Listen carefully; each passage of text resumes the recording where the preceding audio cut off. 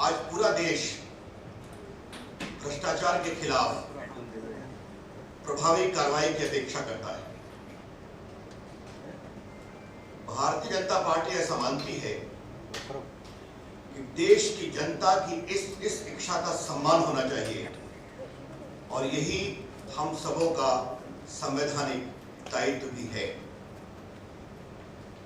भाजपा का यह मत है कि लोकपाल बिल को भ्रष्टाचार के खिलाफ प्रभावी और प्रामाणिक कार्रवाई का उपकरण बनना चाहिए और इसके दायरे में राजनीतिक नेता और नौकरशाह दोनों को आना चाहिए। यह भी आवश्यक है कि इस दिशा में समय पर कार्रवाई हो। अन्ना हजारे देश के एक बहुत ही आदरणीय गांधीवादी नेता हैं जिनका हम सभी सम्मान करते हैं। हम उनसे अपील करेंगे कि वे अपने अनशन को वापस लें। जो जन लोकपाल बिल बनाया गया है, सरकार से हम मांग करेंगे कि आंदोलनकारियों के साथ इस संबंध में चर्चा करें और साथ ही एक सर्वदलीय बैठक बुलाएं जिसमें सारे पदों पर चर्चा हो और एक सामयिक कार्रवाई भविष्य की दिशा में करने की स्थिति में मदद हो सके। Friends, the entire country today wants effective action against the cancer of corruption.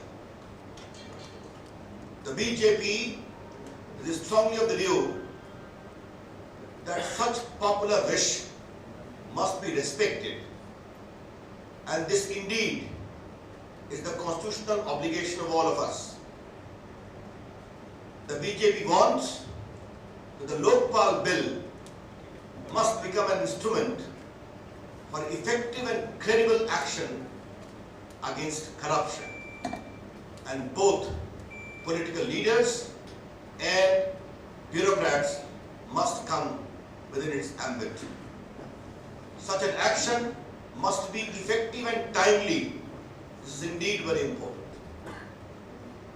Shri Anna Hazare is a very respected Gandhian leader of the country, and we appeal to him to end his fast.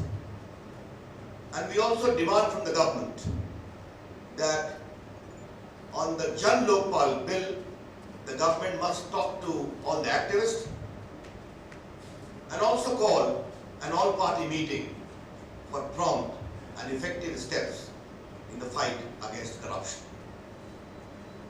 मित्रों, एक दूसरा विषय यह है कि भ्रष्टाचार से जुड़ा हुआ है। गुजरात के मंत्री, गोवा के मंत्री श्री एंटोनियो मोसरेटो मुंबई हवाई अड्डे पर $2.5 लाख अमेरिकी डॉलर के साथ पकड़े गए, जिसकी कीमत 1 करोड़ होती है। ये जो वहां के बहुत ही गणमान्य शिक्षा मंत्री हैं, उनके खिलाफ काफी केसेस हैं। अब वो कह रहे हैं कि उनके पास सिर्फ 22 लाख रुपए पकड़े गए। 22 लाख भी कानूनी सीमा से अधिक है। आज हमारा यह आरोप है कि उनको बचाने की कोशिश की जा रही है क्योंकि उनके इस कारनामों से वहां की कांग्रेस के नेतृत्व वाली सरकार की साख पर बहुत ही गंभीर असर पड़ रहा है। मेरे साथ आरती मेहरा जी बैठी हैं, पार्टी के राष्ट्रीय मंत्री। इन्होंने भारत के वित्त मंत्री चिदम्बरम साहब को एक चिट्ठी भी लिखी है और इसमें साफ साफ आरोप लगाया है कि उनको बचाने की कोशिश की जा रही है। ये भ्रष्टाचार का बहुत गंभीर मामला है। उनको तुरंत मंत्रिमंडल से बर्खास्त किया जाए और उनको गिरफ्तार किया जाए। उनको रोका गया और एकाएक छोड़ दिया गया, जबकि कानून के इतने बड़े उल्लंघन का मामला सामने आया था। 18 घंटे वो डिटेन थे। But the second issue is equally important in the fight against corruption. The Education Minister of Goa, Mr. Antonio Mosareto, was arrested and detained for 18 hours at the Mumbai International Airport when he was carrying foreign currency to the tune of $250,000 in complete violation of law. Surprisingly, he was released thereafter. And after release, he is claiming that he was carrying only rupees 22 lakhs. Even that amount is too huge and violative of the norms of law. Srimati Aarti Mehra, the National Secretary of the BJP and in charge of Goa, is also present here. She has written a letter to the Minister of Finance at Chidambaram demanding that proper action must be taken. No attempt be made to bail him out.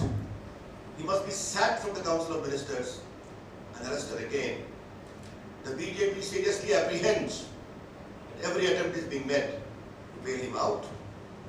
It's an equally important issue in the fight against corruption. बस मित्रों मुझे अपनी ओर से 2 bite देनी थी।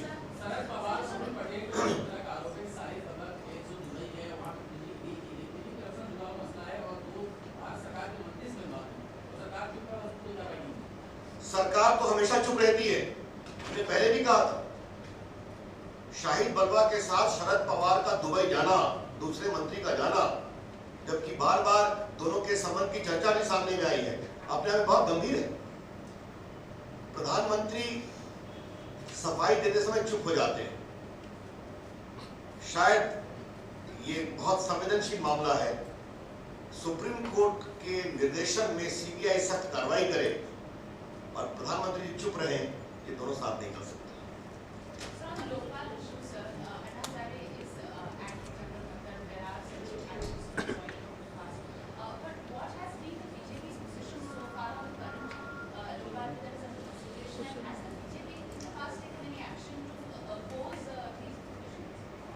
You remember the NDA was in power, we made 3 attempts to bring the bill. But there was no consensus in 1999, in 2001, in 2002. But what is more important is today the entire country is deeply agitated for effective action against corruption. And the Lokpal bill has to be credible, has to be effective instrument. I have already said that. But does the BJP stand with the Jan Lokpal bill that has been submitted by these activists? Certainly that is a question to be considered in the all-party meeting. Many of the good suggestions can be taken on board.